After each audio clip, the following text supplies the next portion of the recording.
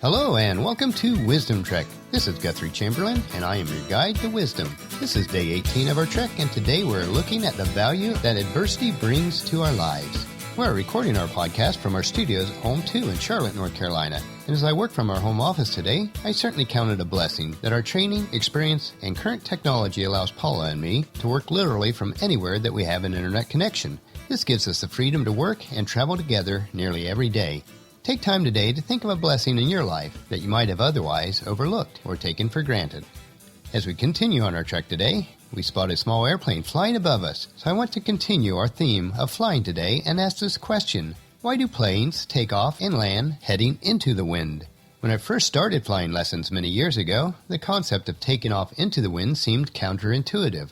Wouldn't a pilot have an easier time instead of rushing into a strong wind if the wind were coming from behind the aircraft, giving it a push, so to speak? Well, the key to taking off into the wind is the concept of lift. The more wind that passes over the wing of the plane will allow the plane to lift off the ground sooner. In short, pilots like to take off into a headwind because it helps them to achieve wheels up faster.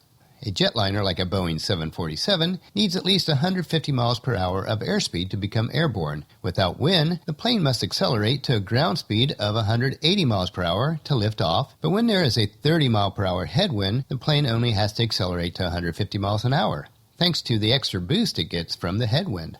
Even a small plane like the Cessna 172 that I flew would benefit from oncoming wind. The small planes can fly at extremely slow speeds, so a little headwind while taking off certainly allows the plane to achieve lift sooner. Landing into the wind is also very crucial in aiding the airplane to slow its descent while maintaining adequate lift to keep it afloat until touchdown. If you can slow your speed while descending at the proper rate, it will provide a shorter rollout once you are on the runway. There's an old aviation saying that goes, the three most worthless things to a pilot are the sky above you, the runway behind you, and the fuel that you left in the hangar. As with life, the wind won't always blow exactly in the direction that is needed for takeoff or landing. That is why most airports with more than one runway will have a runway that crosses the other, so there's alternative options. Even with that, good pilot training consists of taking off and landing in crosswinds also. Just like the Boy Scout motto says, always prepared. Once you are airborne and at the right altitude, it is best if you can have the wind at your tail pushing you forward much faster than your calculated ground speed. All these factors have to be taken in consideration and calculated ahead of time. Nothing is worse than running short on fuel before you reach your intended destination.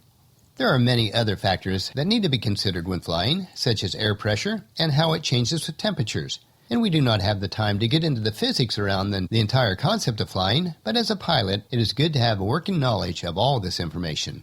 Now that we understand at least a little bit why it's best to take off and land into the wind, let us consider how this correlates with our trek in life.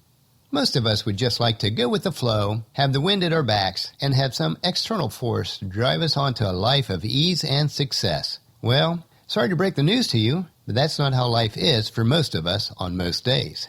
This does not mean that we can't have a joyful and abundant life, because it is how we interpret and handle the headwinds of life that makes the difference. Sometimes the wind in our lives are the result of storms that we've created by the choices that we've made. Other times we have no control over the wind that is buffeting against us. Regardless of that, from this point forward, we can take personal responsibility for how we handle and react to the heavy winds. We may not be able to change the circumstances any more than we can change the direction of the wind, but we can change ourselves, or at least our attitudes. That is something that we do have charge of. Winston Churchill put it this way: kites rise highest against the wind, not with it. As we look at the trees along our trail today, the most resilient trees are the ones that have grown where the winds are strongest. As they grow, the very fiber of their being is strengthened to withstand the forces of this wind. Heavy winds in our lives should not be rejected but welcomed. Just as those winds allow the airplane to take off sooner and reach new heights, so the headwinds of life will allow us to rise above, and the very fiber of who we are will grow much stronger. We should be full of joy, though, because those winds will allow us to grow, gain endurance, and gain wisdom. This will allow us to be complete within ourselves, lacking nothing. This brings to my mind a paragraph from the letter written to the Jewish believers by James, the half-brother of Christ. The Jews were being scattered due to persecution, and James encourages them with these words. This is taken from James chapter 1. Dear brothers and sisters, when troubles of any kind come your way, consider it an opportunity for great joy. For you know that when your faith is tested, your endurance has a chance to grow. So let it grow, for when your endurance is fully developed, you will be perfect and complete, lacking nothing. If you need wisdom, ask our generous God. He will give it to you. He will not rebuke you for asking, but when you ask, be sure that you have faith in God alone. Do not waver, for a person with divided loyalty is unsettled as a wave of the sea that is blown and tossed by the wind. Well, as we look at this passage, it's not much more I can say about it. It's very to the point. Now, if I could only learn to have this faith and put it into practice fully in my own life, in every situation, I'll just say that is my goal. So as we wrap up our trek today, I'll end with this quote from Henry Ford, who said, "When everything seems to be going against you, remember that the airplane takes off against the wind, not with it." So that'll finish our podcast for today. Tomorrow we will look at one final flying analogy of what happens when we're 1% off course. It is amazing how it can impact a flight and our lives. So please check in the camp tomorrow for another day of Wisdom Trek, Creating a Legacy. I encourage you to leave a discussion topic, comment, suggestion, or question about this podcast on the comment form on wisdom-trek.com/day18 or email me at guthrie@venturecg.com.